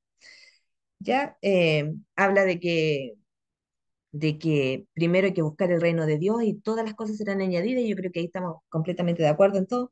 Y, y toca otros temas tocantes, por ejemplo, el tema de los dones. Dice, y si yo tengo un trabajo que no me permite ser sencillo, pero tengo dones, tengo que buscar un trabajo que de alguna forma pueda utilizar mis dones. Y dice, busca primero el reino de Dios. Y si tengo muchas posesiones, tengo que tratar de no tenerlas, de dejar de tenerlas. Y dice, no, busca primero el reino de Dios. Y así, dice, o tengo que esta enseñanza que adquirí ahora, tengo que proclamarla al mundo. No, busca primero el reino de Dios. Entonces ahí es como el trabajo que Dios va haciendo en nosotros. Y dice que también tenemos que ser muy agradecidos con lo que tenemos. Tampoco lo niega si tenemos algunas cosas que Dios nos da, que tenemos que ser agradecidos y disfrutarlas en forma genuina. Y por otra parte, que fue la parte práctica que me gustó mucho del texto, es que habla de 10 principios que de alguna forma nos llevan a esta vida de sencillez. Por ejemplo, en comprar cosas por la utilidad. Muchas veces, y yo creo que aquí más va por los hombres, que cuando compran un auto, les gusta el modelo, les gusta la marca, les gusta un montón de otras cosas, porque siguen ciertos patrones. De hecho, por ejemplo, esto no lo viene en el texto, pero por ejemplo, Osorno es la ciudad que, una de las ciudades que tiene más en su proporción autos Mercedes-Benz. Y ahí pasa algo, porque los son igual es medio clasista, pues me hizo ruido y sí. Y dice que, por ejemplo, el tema de la ropa, porque que todo el mundo se queja que no tiene ropa. Y el autor dice, no, pues tienes que usar tu ropa hasta que no dé más, no necesitas por qué estar aparentando para otro. El tema de las modas, sácalas de tu vida, sino que sé práctico. Y ahí da también algunos ejemplos de grandes hombres del evangelista, Spurgeon, muchos otros que tenían esto como principio de vida, que fueron grandes para nosotros, pero ellos se sentían muy pequeños porque se sentían con Dios pleno. Habla también, por ejemplo, del desarrollo de la necesidad real o psicológica, incluso toma temas tan tocantes como del consumo hasta de bebidas, por ejemplo, dice. ¿Por qué? Porque te dice, y ahí yo me acuerdo que también me hizo ruido eso, porque claro, porque muchas veces tenemos en la mente que la Coca-Cola es la que te apaga la sed cuando es el agua. Entonces te dice que tú deberías dejar hasta esas cosas. Si quieres tener una vida sencilla, tendrías que dejar hasta ese tipo de cosas. La Coca-Cola se la puse yo porque habla de texto de bebidas. Desarrollos de hábitos, por ejemplo, de regalar cosas, de que tratemos de no ser acumuladores. Y dice que más de la mitad de las cosas que poseemos, si las sacamos de nuestra vida de un paraguaso, no nos vamos a dar ni cuenta. Pero tenemos que ir más allá, de tratar de sacar más cosas de las que tenemos más cercanas. ¿Ya? Y tratar de reducir eso. De no adquirir, por ejemplo, artefactos que te dicen que son de última generación, que claro, que aquí tenemos el modelo 4 5 6 7 que nos van diciendo que tienen otras cosas y que nos van a solucionar la vida, cuando eso dice que no es real, porque eso lo único que te llama es que consumas más y que no caigamos en eso, que disfrutemos sin poseer. O sea, no necesitamos tener quizás la parcela al frente de la playa para ir a disfrutar de una salida, sino que disfrutar sin poseer. Bueno, y ahí la Biblia también nos dice que hay mucha gente que tiene demasiado y que no, en Eclesiastés sobre todo, que dice que no aprovecha, no disfruta de eso, de lo que tiene. Que apreciemos la creación, el salir, el caminar, no ocupar tanto auto, sino que salir a darse una vuelta, escuchar los pájaros, la lluvia, tener más contacto, quizás andar descalzo, todo ese tema de cosas de poder apreciar la creación. De ser escépticos, antes, cuando nos dan una oferta y nos dicen, compre ahora y pague en 6 meses. ¿Por qué? Porque eso tiene un concepto de interés que es usura y ante los ojos de Dios eso no está bien. No, si esto es muy práctico. Eh, Habla mucho de la instrucción que tuvo Jesús en el lenguaje, que tú sí seas sí, que tú no seas no, y que seamos también económicos en nuestro lenguaje, que sea simple y que sea de fácil llegada. Rechazar cualquier cosa que estimule la opresión, que esto a mí me llamó la atención, porque dice, por ejemplo, que muchas veces adquirimos productos y no pensamos en que eso le va a provocar opresión a alguien. Y habla de cosas simples, por ejemplo, del plátano y del café, de que quienes están detrás de eso para que llegue un precio tan reducido a nuestro hogar. Y ahí, bueno, ese es un ejemplo chiquitito porque, bueno, es el ejemplo que da el texto, pero nosotros sí podemos pensar en las alfombras que se producen en India o en esos países donde los niños chiquititos son... Entonces, todas esas cosas dice que tenemos que eliminarlas de nuestra vida porque le provocaron o le están provocando presión a alguien. Terrible esto, terrible. De verdad que uno muchas veces no se da cuenta de estas cosas. Y dice que evite cualquier cosa que lo distraiga de su meta, de lo que el Señor nos dijo, que tratemos de sacar esas preocupaciones, despejar ahí, porque nosotros tenemos un propósito que es dado por el Señor, que está instruido por el Señor y que muchas veces lo dejamos de lado. ¿Por qué? Porque nuestra mente la llenamos de un proyecto de vida que está más relacionado a lo económico y de alguna forma no tiene relación con lo que Dios nos está pidiendo. Entonces dice que separemos agua, que veamos, que logremos conectarlo con la misión que nos ha dado el Señor. Eso en síntesis dice, habla el autor de lo que es la sencillez. Gracias, pastor. Amén. Gracias, hermana, por traernos este tema, precisamente de la sencillez cristiana, que cuando leí el texto fue uno de los que más me marcó. Si bien cada capítulo deja algo, pero esta parte particularmente me llamó mucho la atención al hablar de la sencillez cristiana, porque me parece que no es un tema muy recurrente. Sí, hablar del ayuno, de oración, sí, posiblemente puede ser un tema más recurrente en las iglesias, pero hablar de la sencillez y bien entendida, tampoco es que nosotros nos vistamos como mamarrachos, eh, sino que el llevar una vida sencilla, el utilizar las cosas, como dice, mientras pueda tener utilidad. eh, sí, es que básicamente estamos en una sociedad de tanto consumo que, que es difícil cultivar una vida sencilla. Hay personas que lo han hecho sin ser cristianos también.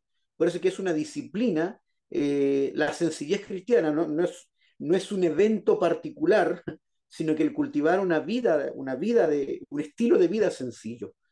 Entonces, bueno, Dios nos ayude y podamos tener esta mirada. Por eso le invito también a que podamos reflexionar y seguir escarbando, seguir profundizando en este tema de las disciplinas espirituales. ¿Alguien tiene algún comentario, alguna pregunta respecto de este tema de la sencillez cristiana? No, a mí Hermana Janet. sí, me dejó atenta para poder leer inmediatamente el capítulo, porque es muy interesante.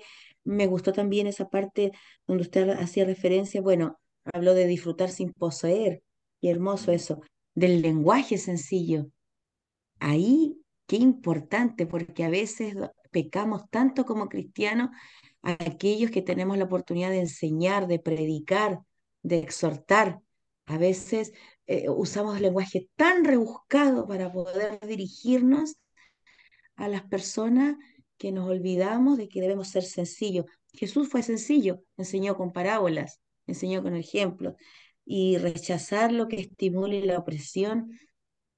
Yo tengo que confesar que hace un tiempo atrás algo hizo clic en mí y cuando uno es joven, recién titulado, soltero, sin mayores compromisos que ser buen hijo y aportar con lo que corresponde, es cierto que uno se pone harto de lo que trabaja, es cierto. Y cuando fui descubriendo de dónde venía Rockford, de dónde venía Columbia, sin duda que son productos de buena calidad que en el tiempo uno sabe que una marca de esa marca es diferente a otra porque tiene ciertas características, pero cuando uno en la ropa, en alguna ropa va revisando las etiquetas, que me acostumbré a hacerlo, y veía que estaba hecho en Malasia. Y cuando uno comienza a investigar lo que pasa en Malasia, que son menores de edad los que trabajan ahí, los que tiñen las telas, los que trabajan ahí en horarios extenuantes, y como son niños no tienen regularización, ¿no es cierto?, de horarios, de salario. Ahí uno se da cuenta a qué costo la marca del patito es tan linda, el símbolo, a eso me refiero. que no se va dando cuenta. El plátano, el café es algo que uno conoce por las películas, por las noticias, pero el tema de la ropa, yo creo que todavía estamos haciendo como vista gorda con eso. Y la verdad es que sí, es algo que nos golpea harto. Y evitar eso que nos distraiga de la meta que tenemos, un propósito, sí, pues va a ser sencillo. Así que gracias, hermana, por darnos el despertar para motivarnos a leer. Gracias, pastor, también por el libro. Amén. Si bien también conocí un amigo que es judío, y si bien los judíos, por ejemplo, comen comida kosher, que tiene que ser un animal que se puede comer carne, por ejemplo, de un animal que haya sido sacrificado sin mayor dolor. Eh, entonces, a un empresario judío lo juzgaron o sus empleados estuvieron en huelga por condiciones laborales injustas. Y por lo tanto, cuando los judíos decidieron no consumir los productos de este empresario, y él dijo, ¿por qué si son productos kosher? Dijo, no, si estás explotando a tus trabajadores, tus productos entonces no son kosher. Deja de ser kosher si estás explotando a tus trabajadores. Entonces, por eso es que es importante este tema. Insisto, no quiero detenerme tanto porque todos estos temas da para mucha debate, discusión, reflexión. Por eso le invito a que puedan devorarse ese texto, que yo personalmente lo considero maravilloso. Amén. Quiero dejar la última exposición a mi hermano Miguel. Amén, pastor. Yo pensé que no se iba a dar cuenta y iba a pasar piola. Bueno, Los micrófonos a son todos mí me suyos. tocó, a mí me tocó hablar de la sumisión, de la disciplina de la sumisión. Eh, bueno, como usted hablaba en la introducción, ¿cierto? El libro de las disciplinas espirituales o la disciplina espiritual en sí, aquí mismo manifestaba, como usted bien decía, es una puerta a la liberación, ¿cierto? Del egoísmo, del temor, de la ingratitud, incluso, que nos hace, en cierto modo, a nosotros como personas, como cristianos, morir a nuestra voluntad, a nuestra carne, y por lo tanto estas cosas nos hacen bien, son bendiciones para nosotros y sin lugar a duda es una ayuda en nuestro peregrinar cristiano. Eh, Están destinadas, ¿cierto?, estas disciplinas a traer, como dije recién, bendición y abundancia de Dios a nuestra vida. Y cuando digo abundancia, hablo de abundancia espiritual, no estoy hablando de prosperidad económica, aunque tampoco el Señor lo puede negar a un cristiano, no significa que el Señor no lo haga también con un cristiano, pero hablo específicamente de bendiciones o abundancia espiritual, al poder, en cierto modo, analizar y poder vivir estas disciplinas espirituales. Y como dije recién, a mí me tocó hablar de una de ellas, que es la sumisión. La sumisión. Bueno, y el autor comienza diciendo al tiro, cuando empieza el tema, que la sumisión, ¿cierto?, es una de las disciplinas espirituales de la cual más se ha abusado. O sea, de ninguna de las disciplinas que hay, que él nombra aquí, de ninguna se ha abusado más que de la disciplina de la sumisión. De algún modo, él sigue diciendo ahí, la especie humana, ¿cierto?, tiene una extraordinaria habilidad o capacidad para tomar la mejor enseñanza, la enseñanza que más edifica, y torcerla para fines malos o de maldad, para fines incluso del bien de la persona en sí. Y el propósito, como dije también recién, de las disciplinas es dar libertad a este egoísmo que tiene la gente, a este orgullo, ¿cierto? Y temor o ingratitud.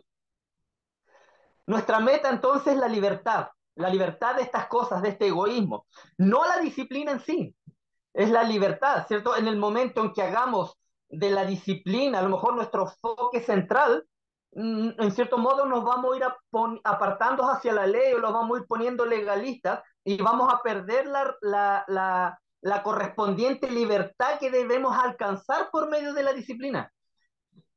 Las disciplinas en sí, dice el autor, no tienen ningún valor, dice él. Solo tienen valor como medios cuando las colocamos, ¿cierto?, delante de Dios en nuestra vida cristiana, a fin de que Él nos dé esa libertad que buscamos. Entonces, él hace una pregunta ahí. ¿Qué libertad le corresponde a la sumisión? Pregunta ahí en el libro.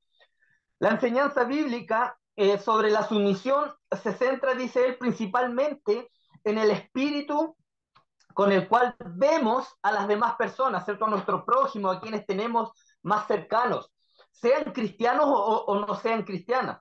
La escritura no intenta establecer tampoco, dice él allí, una serie de relaciones jerárquicas, sino comunicarnos una actitud interna de nosotros mismos, mutua de subordinación, independiente el cargo o el grado que yo pueda tener. Debe ser una mutua sumisión unos a otros. El hombre tiene la terrible carga de siempre de querer obtener lo que quiere, ¿cierto? La obsesión de exigir que las cosas se hagan de la manera que nosotros queremos, eso es algo innato dentro de nosotros, producto también de nuestra naturaleza pecaminosa no redimida. Entonces, esta es una de las mayores también esclavitudes de la sociedad humana hoy y de nosotros mismos aún dentro del cuerpo de Cristo. Muchas veces queremos que se hagan las cosas como nosotros las pensamos y esa es una esclavitud también para nuestra vida. Hoy nomás precisamente, por ejemplo, estábamos viendo lo del cambio de horario del culto por el tema de invierno.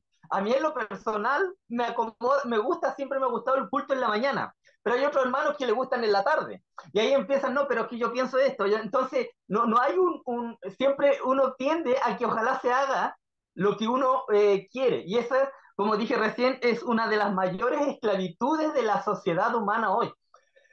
Con la sumisión quedamos, ¿cierto?, al fin libres de evaluar a lo mejor a otras personas o de analizarlas, ¿cierto? Sus sueños, sus planes de estas personas se vuelven importantes para nosotros, deben volverse importantes para nosotros, dice el autor. Y hemos entrado, ¿cierto?, en una libertad nueva, maravillosa, dice, gloriosa, la libertad de renunciar a nuestros propios derechos por el bien de los demás. Entonces, por primera vez, dice él, podemos amar a las personas incondicionalmente, dice él. Hemos renunciado al derecho de que ellas nos devuelvan a lo mejor amor o nos devuelvan lo que nosotros estamos dando. Porque muchas veces como personas, ¿cierto? En nuestra humanidad damos esperando muchas veces recibir algo. Entonces el autor en el libro aquí demuestra lo contrario. Hemos renunciado, dice él, al derecho de que estas personas nos devuelvan también el amor. Ya no sentimos que tenemos que ser tratados, dice él, de cierta manera o de cierto modo, ya que sentimos que tenemos esa capacidad de renunciar a nosotros mismos. Podemos regocijarnos, dice él, con el éxito de las personas, con los logros de las personas. También sentimos una tristeza, dice él, genuina, ¿cierto? Nos amargamos, nos dolemos cuando ellos también fracasan, cuando las personas que tenemos al lado fracasan, ¿cierto? El hecho de que nuestros planes se frustren es algo que tiene pequeñas consecuencias con tal de que los planes de las personas se cumplan. Es, en cierto modo, entregar nuestra voluntad y someternos a la voluntad del que tenemos al lado. Y el versículo, dice él, para el entendimiento bíblico de la sumisión, está en Marcos 8:34, nombra el autor, y dice, y llamando a la gente y a sus discípulos, les dijo, si alguno quiere venir en pos de mí, niéguese a sí mismo y tome su cruz y sígame. Y casi, cuando uno lee el versículo, casi instintivamente retrocedemos de estas palabras. Nos sentimos mucho más cómodos como expresiones, como decía usted al comienzo, pastor, de satisfacción personal o realización personal. ¿cierto? Incluso vanagloria, ¿ah? Que con pensamientos como o sea, la palabra renunciamiento para nosotros muchas veces no va. Renunciar a lo que nosotros queremos no es una palabra a la cual nosotros muchas veces nos queremos abrazar. La negación de uno mismo evoca en nuestra mente, amado hermano, toda clase de imágenes, dice el autor, de servilismo, de aborrecimiento de nosotros mismos. Para la persona, ¿cierto? Nuestra carnalidad, decir, renunciar a lo que yo quiero o negarme a mí mismo, evoca todo esto. Ser un sirviente o como dice uno, en modo de molestar, el Perkin de todos. Pero eso es lo que en cierto modo encierra la sumisión. Por el contrario, dice Jesús también, bueno, habla un poco de Jesús, cómo fue él, ¿cierto? Y Jesús nos llamó a negarnos a nosotros mismos en su palabra, ¿cierto? En los evangelios, sin que tampoco nosotros mismos nos aborrezcamos. La negación de uno mismo es un modo sencillo, dice el autor, de llegar a entender que tiene que hacerse lo que que no tiene que hacerse lo que a nosotros nos agrada, ¿cierto? Nuestra felicidad, dice el autor, no depende de lograr lo que queremos, sino de ver la satisfacción de la persona que tenemos al lado. Entonces, él hace otra pregunta ahí. ¿Cuál es la sumisión que enseña Jesús? Que podamos llegar, dice él, a ser uno, el siervo de todos, ¿cierto? Jesús se humilló, dice la palabra ahí en Filipenses, que se humilló a sí mismo, ¿cierto? Haciéndose obediente hasta la muerte y muerte de cruz, dice Filipenses 2:8. Jesús practicó una vida de cruz, ¿cierto? En su misión. Toda su vida, no necesariamente cuando fue crucificado, toda su vida practicó una vida de cruz. Fue siervo absolutamente de todo, ¿cierto? Este Jesús que fácilmente, dice el autor, podía haber llamado, ¿cierto?, una legión de ángeles para que pudieran a su defensa, prefirió la muerte en la cruz del Calvario, una gloriosa muerte que nos da salvación y vida eterna. La vida de Jesús fue una vida de cruz, de sumisión y servicio. Él, ¿cierto?, es nuestro gran ejemplo a seguir de sumisión. También las epístolas, mostraba el autor ahí, hablan de esta sumisión. Seguir el camino de la cruz en todas las formas de la vida humana constituye, dice el autor, la base de la enseñanza en las epístolas del Nuevo Testamento sobre la sumisión. El apóstol Pablo dice, estimando cada uno a los demás como superiores al mismo. Está hablando de sumisión, ¿cierto? En relación a la sumisión y el renunciamiento de nosotros mismos, ¿cierto? Se despojó también, dice el Señor, ¿cierto? Hablando también de renunciar el Señor, del mismo, ¿cierto? Él dice que se despojó a sí mismo tomando forma de siervo, también ahí en Filipenses capítulo 2. Entonces, la disciplina de la sumisión, amado hermano, es una postura obligatoria, dice el autor, para todos los cristianos, tanto hombres como mujeres, tanto para padres como madres, hijos, amos, esclavos, dice allí el autor. Se nos ordena vivir en sujeción porque así vivió Jesús, nuestro gran ejemplo de sumisión, ¿cierto? La única razón obligatoria para la sumisión, dice el autor, es el ejemplo de Cristo. Y también hablaba de algunos límites, porque uno puede decir, pero ¿puedo someterme a todo? Entonces él hablaba también, el autor habla de que hay también límites. No se trata de que debemos someternos absolutamente a todo. Al entender la vida de la cruz, Pablo dijo, sométanse toda persona a autoridades superiores, dice en Romanos capítulo 13, ¿cierto? Sin embargo, cuando Pablo vio que el Estado no estaba cumpliendo su función, ¿cierto? La función que Dios le había ordenado de administrar justicia a todo, él los llamó a cuenta e insistió ahí en Hechos capítulo 16 que enderezara lo que estaba torcido. Entonces, uno puede decir, se estaban oponiendo estos hombres, ¿cierto? Pablo, ¿cierto? Los alumnos, los discípulos de Pablo, se estaban oponiendo a su principio de renunciamiento y sumisión. Uno puede preguntarse, ¿al ir en contra de lo que estaba haciendo la autoridad? No, ¿cierto? ¿Por qué? Porque hay un límite. Ellos simplemente entendieron que la sumisión llega al límite de sus fuerzas cuando ésta se vuelve destructiva o cuando es dañina, ¿cierto? Nosotros debemos someternos a la autoridad y a sus leyes. Pero si esas leyes o esa autoridad va en contra de la palabra de Dios, nosotros, si lo ponemos en una balanza, ¿a quién obedecemos? ¿La palabra de Dios o lo que lo está diciendo la autoridad? Debemos obedecer a la autoridad siempre y cuando eso no vaya en contra de nuestros principios cristianos o contra la ley cristiana. O sea, por dar un ejemplo, no sale en el libro, pero lo quiero dar, si el Estado autoriza, bueno, ya hay países que está hecho ley, el aborto, pero obliga a un cristiano a hacer el aborto, nosotros podemos negarnos a esa ley que está dándonos la autoridad, pero sabiendo también que vamos a tener que, en cierto modo, va a haber consecuencias, debemos sufrir las consecuencias producto de desobedecer a la autoridad. Vamos a obedecer a Dios, pero vamos a tener que ser eh, presentados frente a la autoridad y también pagar, ¿cierto?, la desobediencia, entre comillas, a la autoridad, pero estamos obedeciendo a Dios. Por eso que ella habla también de los límites de la sumisión. Hablaba también ahí el autor, nombra 7 actos de sumisión, los voy a nombrar para no alargarme tanto porque eran 10 minutos, ¿no? Dijo el pastor. El primer acto de sumisión es al Dios Trino. Él hablaba ahí, ¿cierto?, la sumisión al comienzo del día, al terminar el día, nosotros debemos entregar todo nuestro cuerpo, toda nuestra mente, todo nuestro ser al Señor, al Dios Trino.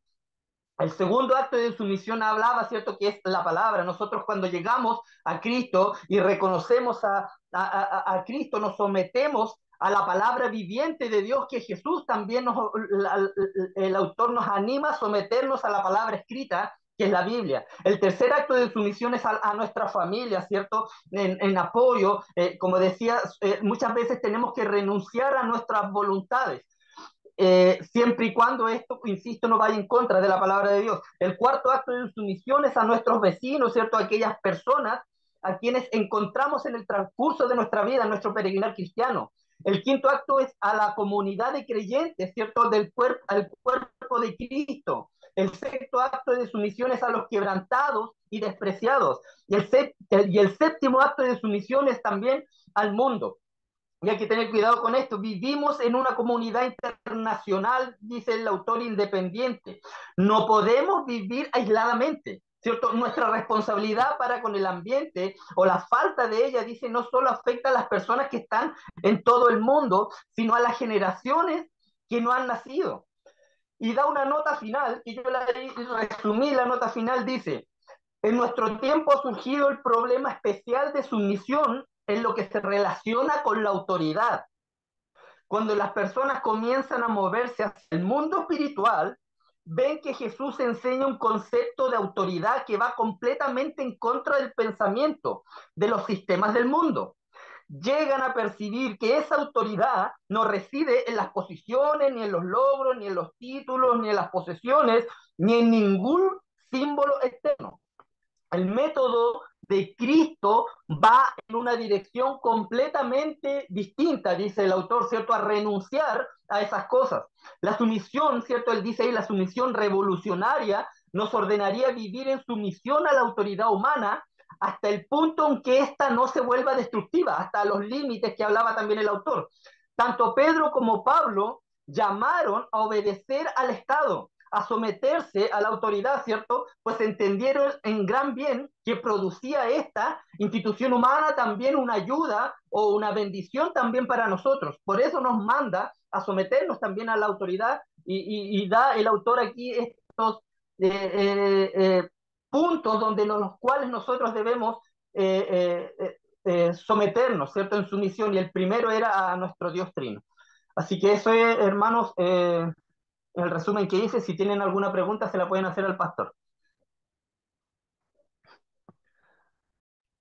Sí, bueno, es interesante este tema de la sumisión y como lo plantea el autor, o sea, el autor Foster Si bien habla de que la principal esclavitud hoy en día es, o sea, perdón, habla de la sumisión como, recuerden que las disciplinas espirituales son liberadoras. Entonces, ¿en qué sentido la sumisión es liberadora? Es porque nosotros somos esclavos de cosas tan claves como, por ejemplo, el querer siempre tener la razón. Entonces, a nosotros al sujetarnos, ya nosotros nos liberamos de esa esclavitud de siempre tener como, siempre expresar nuestra opinión, siempre querer tener la razón, siempre ganar una discusión. De hecho, por ejemplo, cuando nosotros nos casamos, cuando contraemos matrimonio, eh, nosotros libremente tomamos esa decisión. No creo que alguien se haya casado obligado. Es una decisión que tomamos libremente. Sin embargo, dentro de la libertad que nosotros tenemos, decidimos sujetarnos también a nuestra familia, en este caso a nuestro esposo o esposa, una decisión que tomamos libremente, entonces donde renunciamos a sí mismos por amor, por luchar por los sueños, los proyectos, los anhelos de nuestro cónyuge. Entonces es una expresión también de sumisión, decisiones que tomamos libremente, el poder renunciar a sí mismo. Entonces puede que no nos resulte tan difícil para nosotros como cristianos cuando tenemos de relieve el concepto de matrimonio, en el sentido de que uno busca el bien del otro, el bien de la otra persona por sobre el bien propio. Y por lo tanto, hoy en día es muy impopular hablar de sumisión, pero es muy bíblico. Por lo tanto, es algo, un tema que podemos ir escarbando mucho más y está, siempre estamos encontrando mucha riqueza en temas como estos. ¿Alguien tiene algún comentario, alguna pregunta respecto de este tema de la sumisión bíblica? ¿Algún comentario? Amén. Si no hay Yo, pastor, un poquito, ningún... yo, o sea, Hermano Marcelo. por lo que conversaba el hermano, o sea, uno da cuenta que no es, no es fácil, la verdad, ser sumiso hoy no es bien visto, la verdad, ser sumiso, o sea, de hecho yo, bueno, yo doy como así, en mi trabajo a mis colegas que están casados, siempre lo agarran para el chuleteo, se lo digo, buen chileno, cuando la esposa los manda, oye, que son mandoneados, que son sumisos, yo me río para callado para que no me molesten a mí también. Pero el hecho así que la sumisión, que bíblicamente es un valor, hoy día como que no es muy, se ve como un signo de debilidad de la persona, más que una fortaleza. Yo creo que lo que decía el hermano, más lo que vamos porque de hecho también que leer el libro porque con un solo capítulo, claro, no, ya que es un poco experto en lo que es el estudio, pero oración, la humildad, la sumisión son todas cosas importantes dentro de la vida cristiana. Y que el Señor nos ayude, que esto que hemos podido leer hoy día podamos aplicarlo en nuestra vida cotidiana y que no sean debilidades, sino que sean valores.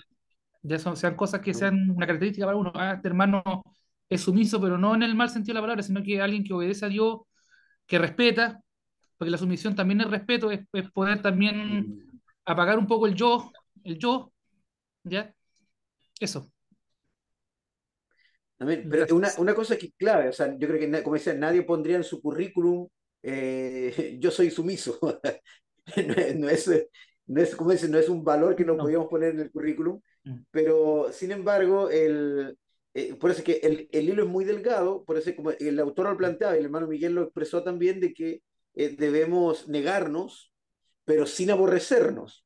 Recuerden que el Mm. segundo principal mandamiento es amar a mi prójimo como a mí Mm. mismo. Entonces, no, no es aborrecerse tampoco. No Cuidado con mirarte caer menos ni... claro, en el servilismo. O sea, nosotros somos siervos, pero cuidado con caer en el servilismo. Y el hilo es muy delgado. Hermana Soledad. Sí, bueno, yo creo que en este tema, en el de la sumisión, es donde más aplica el yo, porque, por ejemplo, en algo tan sencillo como explicar al Pastor Miguel de una opinión, la verdad es que todo el mundo es ganador, pues todos queremos ganar en nuestra posición, y cuesta someternos porque es el hágase mi voluntad, como que ahí quedamos felices, y ahí está plenamente identificado nuestro hombre nuestro viejo hombre. Eso por una parte. Y segundo, lo que habla usted del hilo muy delgado, sí, también concuerdo plenamente, pero tenemos que tomar en cuenta que el más, quien se sometió más, quien fue el más sumiso a la voluntad de Dios fue Jesucristo, y él tenía todo el poder. Y yo creo que esa estatura perfecta que tenía él de someterse incluso a aquellos que lo abofeteaban, a aquellos que lo Mm. escupían, que le pusieron, no sé, nosotros sabemos todo, todo lo que pasó en nuestro Señor Jesucristo, y pudiendo levantar la mano o levantar la vista o pudiendo pedir una orden y que vengan ángeles, y, no sé, todo ese autocontrol en la sumisión es pero tremendo. Y ahí yo creo Amén, que quedamos todos cortísimos. amén, amén. Hermana Janet, ¿también quería hacer algún comentario?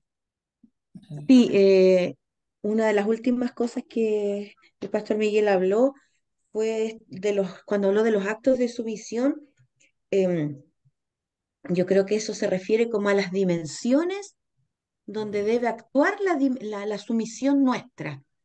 Y quizás para nuestro entendimiento básico, como seres humanos limitados, podemos comprender la sumisión al Dios Trino, a su palabra, a la familia. Ya cuando vamos avanzando hacia nuestros vecinos, hacia la comunidad de creyentes, a los quebrantados, podemos irlo comprendiendo con un poco más de esfuerzo, quizás. Yo estoy hablando desde mi experiencia personal, de lo que puedo observar y de lo que he visto. Pero cuando eso lo llevamos a la dimensión del mundo, me agradó mucho lo último que él dijo, que es una dimensión tan apartada de nuestra vida de creyentes. Porque, insisto, como creyentes se nos puede hacer tan fácil ser sumisos al Dios Trino, a la palabra, a la familia, a la comunidad de creyentes, a los vecinos, para ser buenos vecinos, dar buen testimonio. Pero ¿qué pasa con nuestro entorno? ¿Qué pasa con nuestro medio ambiente? ¿Dónde queda el respeto, la sumisión que tenemos a esto que Dios nos creó? Y ahí también hay un nicho que no se aborda en profundidad y donde Dios también nos hace reflexionar y nos muestra de cómo debemos ser transversales, porque aquí yo me imagino que el pastor Miguel los nombró en base a lo que el autor iba mencionando. Ahí no se dice, no sé si lo dice, si hay cierto nivel de categoría, pero creo entender que los menciona como una parte del todo de lo que tenemos que asumir. Entonces eso nos invita a nosotros poderosamente a reflexionar en todas estas dimensiones y en todas las áreas donde debemos ser sumisos y practicarlo en obediencia, tal como hizo el Señor Jesucristo. Él lo hizo en todas estas dimensiones y esa es su invitación. Me quedo con eso. Muchas gracias por compartirlo así tan claro, hermano. Sí, hermano Miguel, no sé si me puede refrescar un poco la memoria cuando menciona estas dimensiones de la sumisión. Me da la impresión que lo hace de manera jerárquica o no, o simplemente da un listado. No, pastor, Eso no lo él recuerdo. al comienzo y cuando habla de los actos de las sumisiones, él no hace como que un orden. Es más Mm. que nada él habla comenta 7 actos de sumisión. Tampoco yo creo, o sea, yo lo veo de mi punto de vista personal, no es que sean los únicos que existan, Ah, pueden ya. haber más, pero no lo dije en el sentido de que así tiene que ser el orden. O sea, yo creo que todas tienen la misma importancia dentro del acto de la sumisión. No, yo no tampoco no lo entendí como que usted lo dio en orden jerárquico, pero sí quise dar a explicar lo que uno a veces piensa como cristiano, que uno lo Ah. jerarquiza Mm. y le resta importancia a algunos. Claro, es que es por eso lo planteaba, porque también yo estaba pensando, pero no sé si lo recogí del autor, porque igual el texto lo leí no lo leí ahora, lo leí y siempre estoy recurriendo a esto, eh, pero me daba la impresión, porque uno tiene arraigado ese concepto jerárquico, como partimos de que el primer acto de sumisión es al Dios Trino, y el último que se menciona es al mundo, y automáticamente, como dice uno, lo jerarquiza. Por eso no recordaba si el autor lo jerarquizaba o no, por eso, o fui yo. Al parecer así fue. Eh, Amén. Gracias, amados. Me gustó mucho esta dinámica de que ustedes mismos puedan exponer. Eh, Me encantó toda la riqueza que podemos extraer de esto, eh, como para poder repetir la experiencia en otras asignaturas, aunque varios de ustedes ya están próximos a terminar y la otra asignatura no la hago yo, sino que la va a hacer el hermano Sergio Igor. Eh, Me gustó esta dinámica como para verla, como para tener la oportunidad de replicarlo. Y esperamos que ya que están próximos a terminar, varios hermanos están próximos a terminar ya el programa del certificado de estudios teológicos. Sin embargo, queremos seguir teniendo este espacio de reflexión, de diálogo, aun cuando ya terminen la asignatura. Queremos seguir teniendo este espacio de diálogo, de reflexión que puede ser muy enriquecedor. Lamento haberme encontrado muy tarde con esta dinámica de trabajo que me parece que fue muy enriquecedora, eh, como para poder replicarlo en otras instancias. Me gustó mucho esto. Amados, le subí al grupo de WhatsApp esta, entre comillas, evaluación, porque tengo que evaluar y calificar. De partida, todos los que pusieron el día de hoy tienen un 7 ganado, bien ganado. Eh, pero también necesito también complementarlo con otra evaluación que básicamente, insisto, a mí como docente, a mí la calificación me importa poco, no, tampoco no se trata de regalar nota, pero me interesa que haya aprendizaje. Lo que pude percibir el día de hoy es que ha sido muy enriquecedor la clase, pero también necesito quedarme yo con algo y por eso me interesa que me puedan responder este breve ensayo, no más de media página, algo que lo pueda leer y pueda retroalimentar, responderles, que dice, mencione y explique brevemente cuáles son los aportes de la asignatura de espiritualidad para su vida cotidiana y crecimiento espiritual. Simplemente eso, en una media página que podamos dialogar, porque quiero quedarme yo con algo de cuánto le aportó esta clase a su propia vida personal y espiritual. Así que para que lo puedan responder antes de que empiece la siguiente asignatura, para que después no se vaya, para que no se le traspapele, o en lo posible poder hacerlo antes del sábado, eh, porque tampoco es algo que tengan que estudiar, o sea, es básicamente con qué se quedan de la clase. Y yo me comprometo a que antes del sábado también poder subir las grabaciones de las clases para los que no estuvieron en algunas clases, subir las grabaciones, porque ya lo subí todo a YouTube, y ahora tengo que compartirles los enlaces nomás. Así que ya lo tengo subido, excepto esta, que la voy a subir ahora en el transcurso de la tarde, para que de aquí a, no sé, a más tardar el miércoles ya pueda subir todas las grabaciones y que las puedan tener de respaldo y que les pueda servir también, si pueden compartir con las iglesias en su quehacer y desarrollo ministerial, si esto les puede servir, esperamos de que así sea y que sea enriquecedor para ustedes y para sus iglesias también. Esa es la gracia de poder estar estudiando, capacitándose, adquiriendo herramientas para también enriquecer a la iglesia. Perdón, yo estaba compartiendo, pero no compartí pantalla, yo lo estaba viendo aquí en la pantalla, pero ustedes no. Esa es la evaluación. Yo estaba viendo como que estaba compartiendo pantalla y no es así.